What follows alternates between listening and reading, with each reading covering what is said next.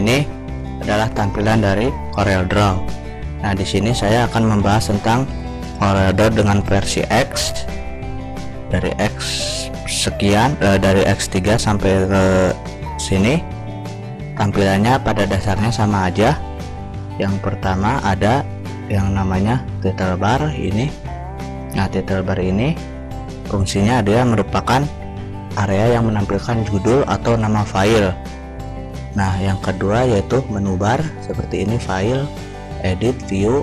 Nah, file ini untuk membuat dokumen baru, membuka, menutup, menyimpan, mengimport, print, publish, kemudian edit untuk undo atau kembali, mengalirkan perintah, repeat dan lain sebagainya. Kemudian view, bisa dilihat, simple firmware, draft, normal, enhance, full screen preview. Nah, selain menu bar ada lagi yang disebut dengan toolbar. Nah, toolbar di sini. Nah, ini contoh toolbar, yaitu merupakan kumpulan ikon yang memiliki tugas tertentu untuk mempermudah atau mempercepat pengaksesan perintah. Contohnya ketika kita membuka sebuah file, nah maka toolbarnya yang ini berbentuk folder seperti ini. Kemudian untuk ngeprint ini seperti itu. Nah, kemudian selain toolbar ada lagi yang disebut dengan properti. Nah, ini dia propertinya. Maksudnya ini properti yang menggambarkan tentang drawpad. Nah, ini drawpad ini maksudnya ini halaman kertas yang akan kita gunakan. Ini drawpad. Kalau area di luar sini draw window. Nah, ini propertinya, misalkan mulai dari jenis kertasnya, ukurannya dalam apa, kita dapat mengubahnya. Misalkan ini milimeter, saya ubah ke sentimeter, maka dia akan berubah seperti ini. Nah, kemudian ini X, maksudnya letak X itu berarti lebarnya, kalau Y itu tingginya, seperti itu. Kemudian ada lagi yang disebut dengan control Windows. Nah, control Windows ini merupakan pengatur tampilan. Nah, seperti ini nih control Windows. Nah, ini buat pengontrol seperti itu. Kemudian ada lagi yang disebut dengan toolbox. Nah, ini toolbox. Ini toolbox ini merupakan fungsi terpenting di CorelDRAW. Contohnya untuk memilih objek. Nah, objek ini bisa berupa kurva, garis, atau objek. Contohnya ini. Nah, ini pick tool ini fungsinya sebagai kursor. Maksudnya dia ketika memilih objek, kita beri contoh. Misalkan di sini saya memilih objek persegi panjang. Dengan pick tool kita dapat mendragnya. Selain mendrag itu kita bisa memperkecil, memperbesar atau memperlebar. Kemudian kita klik. Nah, kita juga dapat menggeser seperti ini. Nah, kemudian ada lagi selain pick tool, misalkan yang ini shape tool. Nah, ini shape tool ini biasanya digunakan untuk area, maksudnya garis lengkung dari sebuah objek. Misalkan ini persegi panjang, saya lengkungannya akan diubah. Nah, seperti ini, itu penggunaan dari shape tool. Di shape tool juga ada beberapa pilihan. Nah, misalkan seperti ini, kita coba. Nah, kita harus memilih dulu objeknya. Tuh, ada lagi pilihannya Snoop tool, kemudian background dan free transform. Nah, ini jadi memilih secara bebas, menyeleksi objek secara bebas. Itu bagian-bagian dari shape tool. Ada lagi yang berikutnya adalah crop tool. Nah, crop tool ini adalah untuk memotong sebuah objek. Nah, kita coba ini, enter. Kita pilih dulu objek yang mau dipotongnya. Nah, misalkan seperti ini.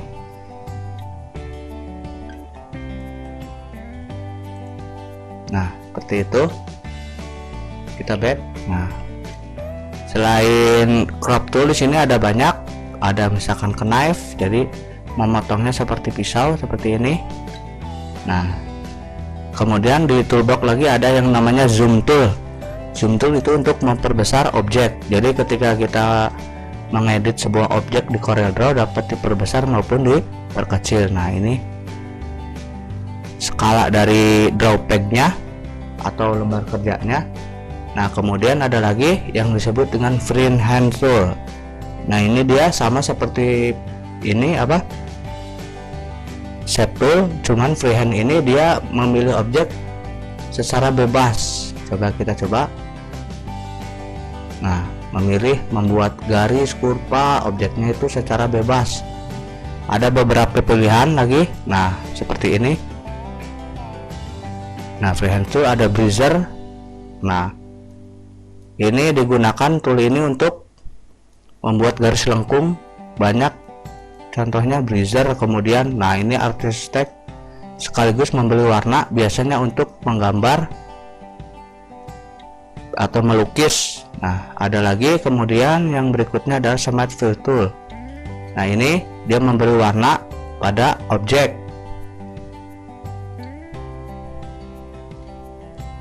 Nah, kemudian ada lagi. Nah, misalkan ini rectangle. Nah, ini objek berupa persegi atau persegi panjang. Ada beberapa pilihannya, ada seperti ini. Nah, dia membentuk berdasarkan dari tepian. Nah, membentuknya seperti ini. Kita misalkan mau bebas, ini berarti nyeleksinya kalau yang tadi ditetapkan seperti itu. Kemudian objek selanjutnya elip. Nah, ini berupa bulat. Nah, di objek-objek ini juga kita dapat mengatur propertinya. Misalkan properti sederhana, ini objek seperti ini, saya pengen rotasinya diputar 90 derajat, maka dia akan memutar. Nah, seperti itu. Ada lagi ini persegi poligon, persegi 5. Nah, kita juga dapat membuat persegi 6. Sama kayak seperti tadi, kita harus mengatur propertinya menjadi 6. Tuh, maka akan menjadi segi 6. Ada lagi. Nah, ini basic tool, biasanya untuk panah atau banner, biasanya digunakan untuk membuat flowchart atau sebuah jadwal atau diagram gitu. Contoh jadwal piket bisa menggunakan ini, jadi lebih artistik seperti itu. Nah, seperti ini contohnya, ini lambang ada di Tutbury seperti itu. Kemudian ada lagi text tool. Nah, text tool ini buat teks, jadi kita juga dapat memberikan teks. Nah, misalkan sembarang sama. Nah, ini juga dapat memilih fontnya atau jenis hurufnya sesuai dengan keinginan. Nah, ini untuk ukuran huruf. Nah, seperti itu. Ini di bold, biasa ditebalkan, dimiringkan, dan lain sebagainya. Kemudian tool selanjutnya adalah eyedropper tool. Nah, ini untuk memilih seleksi warna. Misalkan saya pengen memilih ini. Nah, seperti itu contohnya. Ada lagi tool selanjutnya, yaitu interactive blend tool. Nah, ini biasanya digunakan sebagai efek di CorelDRAW. Contoh ya, efeknya seperti ini, blend tool. Kita coba. Kita beri warna dulu supaya lebih kelihatan. Nah,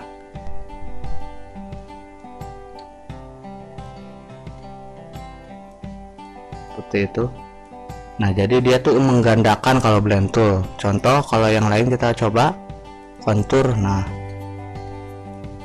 kontur itu seperti itu. Kalau tadi blend tool untuk menggandakan sebuah objek, kalau kontur kita dapat membuat seperti ini, jadi sebuah motif seperti ini atau bebas. Nah, ini biasanya sering digunakan pada Corel. Kemudian efek-efek seperti ini sangat diperlukan sekali dalam pembuatan sebuah objek. Nah, misalkan ini seperti ini, distorso, biasanya untuk membuat sebuah lengkungan objek atau bentuk objek lain. Ada lagi drop shadow untuk bayangan. Jadi si objek ini diberi bayangan. Bayangan itu bisa berupa bayangan warnanya atau bayangan objek lain, seperti itu. Kemudian yang itu ada envelope, contoh kita pilih yang ini. Nah, kita pilih dulu objeknya, harus dipilih dulu kalau untuk menggunakan ini, menggunakan efek. Nah, seperti ini envelope. Jadi dia membentuk sebuah objek baru sesuai dengan keinginan, apakah mau diapakan, seperti itu. Kemudian ada lagi extrude. Nah, extrude ini biasanya digunakan untuk misalkan pada bidang 3 dimensi. Nah, karena kalau 2 dimensi itu seperti ini adalah objek 2 dimensi. Kalau 3 dimensi itu terdiri dari volume juga, panjang, tinggi, dan volume. Nah, untuk membuatnya kita dapat menggunakan bantuan extrude. Kita beri warna dulu supaya kelihatan. Misalkan merah, kita gunakan extrude. Extrude-nya mau seperti ini. Nah, dia membentuk sebuah kubus. Itu contoh penggunaan extrude. Kemudian efek yang lainnya kita coba pilih, misalkan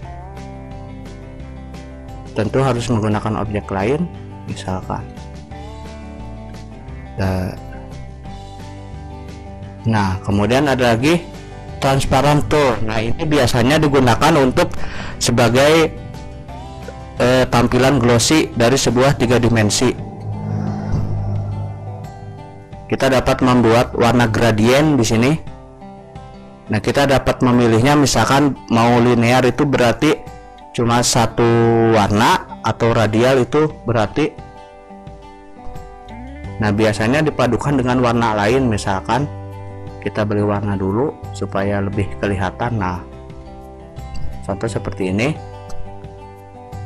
Kita coba untuk transparent tool.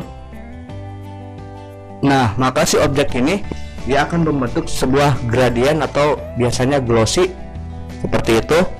Kemudian objek selanjutnya, tool selanjutnya adalah outline. Nah, outline ini merupakan sebuah border. Jadi di sebuah objek itu ada yang namanya garis tepi. Nah, kita dapat menebalkan, menipiskan, atau menghilangkan. Contohnya saya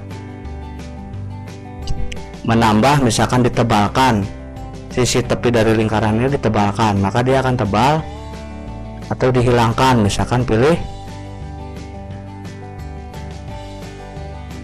Nah, maka akan hilang, nggak ada tepiannya, garis tepi. Kemudian tool selanjutnya ini fill tools. Nah, fill tool ini adalah pewarnaan untuk sebuah gradien. Jadi merupakan coraknya. Kalau yang tadi itu glossy, jadi membentuk bagaimana warna itu seperti efek glass atau sebuah glossy. Kalau ini polanya, untuk fill tool ini polanya mau seperti apa. Nah, kita dapat menentukan pola dari pewarnaannya. Untuk glossy ada pilihannya, misalkan fill color, fountain.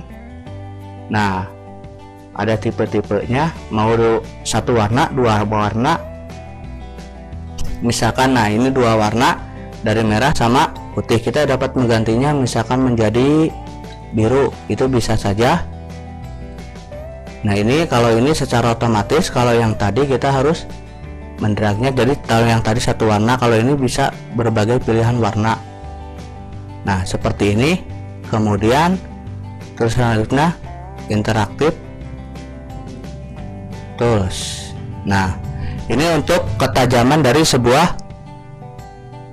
efek glass tadi. Ketajamannya 2 warna tadi mau seperti apa, apakah birunya itu lebih banyak dari merahnya atau sebaliknya. Nah, itu untuk interaktif fill tool. Jadi penggunaannya ini beragam untuk yang ada di toolbox ini. Kemudian yang diperkenalkan lagi yaitu drawing window. Jadi ini tampilan di luar ini namanya drawing window. Kalau yang ini draw pad. Nah, kalau yang ini namanya color palette. Kemudian ada dokumen navigator. Nah, ini ini untuk pindah ke halaman berikutnya atau ke page berikutnya. Ada lagi selain dokumen navigator, status bar. Nah, ini status barnya. Kemudian ada lagi navigator. Nah, yang ini untuk membesar memperkecilkan skala dari drawpad atau kanvas lah, bisa dikatakan seperti itu. Nah,